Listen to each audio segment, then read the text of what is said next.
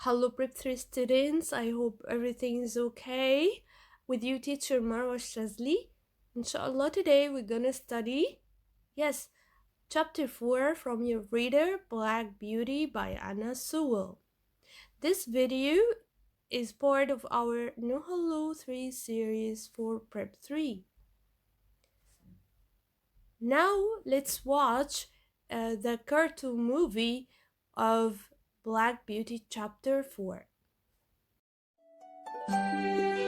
Chapter 4 New Owners.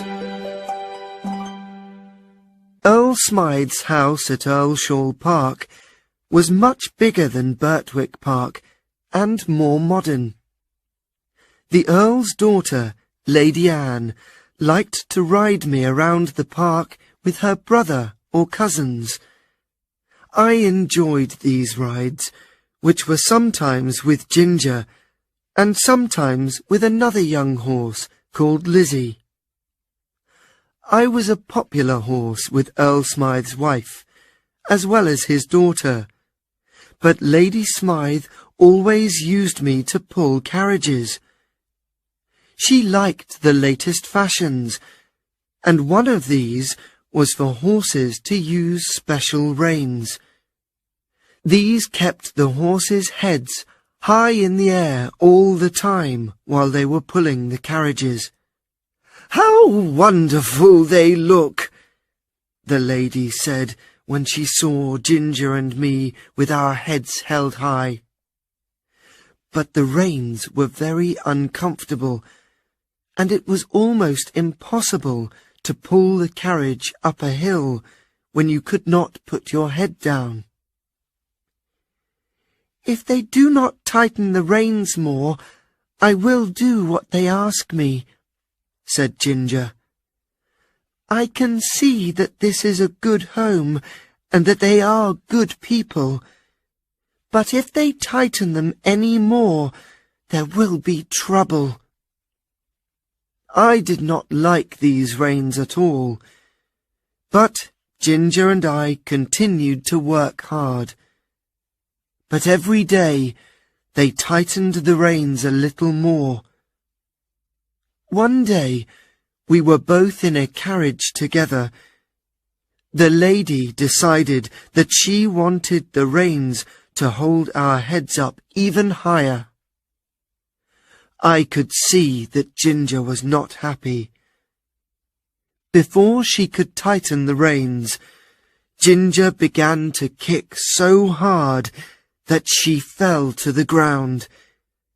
I fell too, and we both had to be cut from the carriage as soon as possible. We were both hurt after the fall, and we were taken home. Earl Smythe's helper, York, was angry about the special reins, but there was nothing he could do to stop Lady Smythe's love of fashion.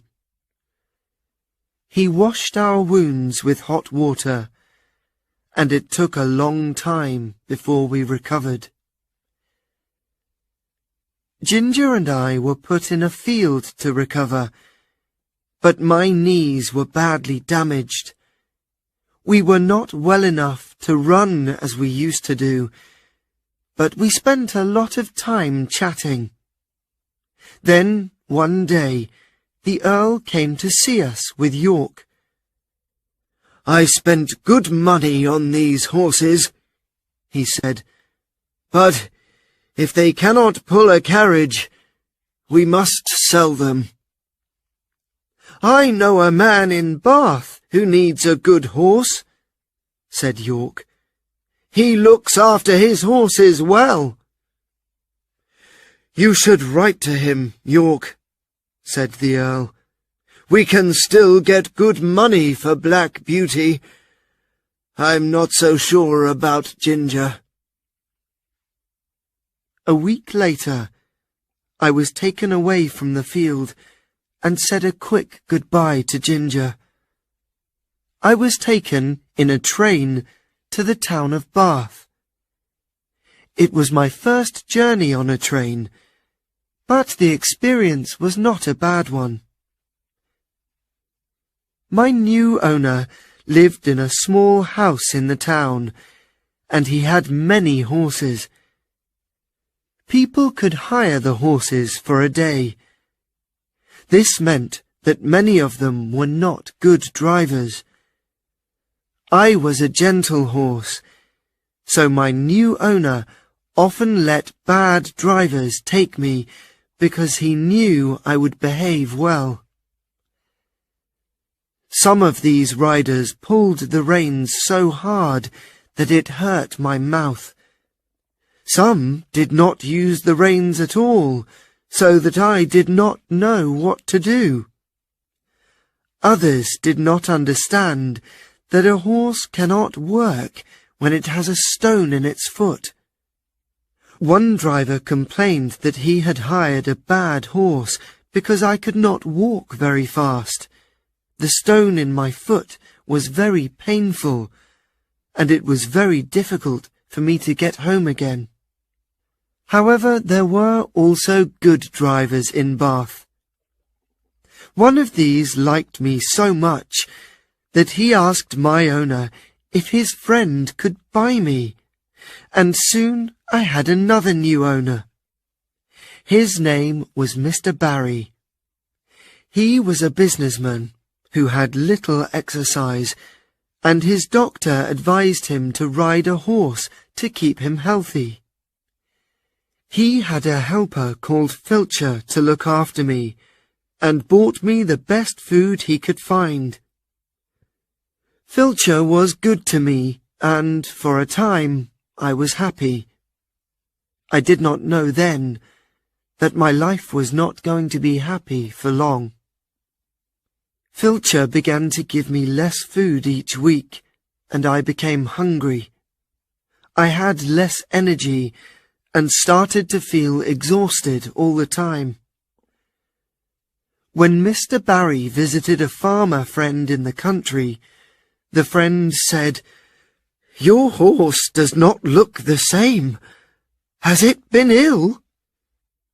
"No, but Filcher told me that horses often have less energy in the autumn, and that it's nothing to worry about," Mr. Barry replied. "That's not true," cried the farmer. "If you buy good food for this horse, then it isn't eating it. Something else is. I suggest that you give this horse some good food for the next few weeks, and I advise you to watch your helper. There are some men who will steal food, even from an animal." Of course, I knew what happened to my food. Filcher put most of it into a basket and took it home. His family kept rabbits, which they sold at the market, and my food was given to them. Mr. Barry called the police after this, and they later arrested Filcher. This experience made Mr. Barry feel bad, and he decided to sell me. I was taken to a market for horses. There were horses there of all shapes and sizes. Some were tall and strong, others were old and sick. It worried me to see some of the horses who looked very thin. Would I be like that one day? I stood with 3 other strong-looking horses, and many people came to look at us. The men who thought about buying me opened my mouth, looked in my eyes, and felt my skin. Many of them saw that my knees were damaged, and some were rough with me. There was one man, however, who felt my legs gently and spoke softly. I liked him, and hoped he would buy me. "I think we'll be good for each other," he said. he gave £24, and I had another new owner.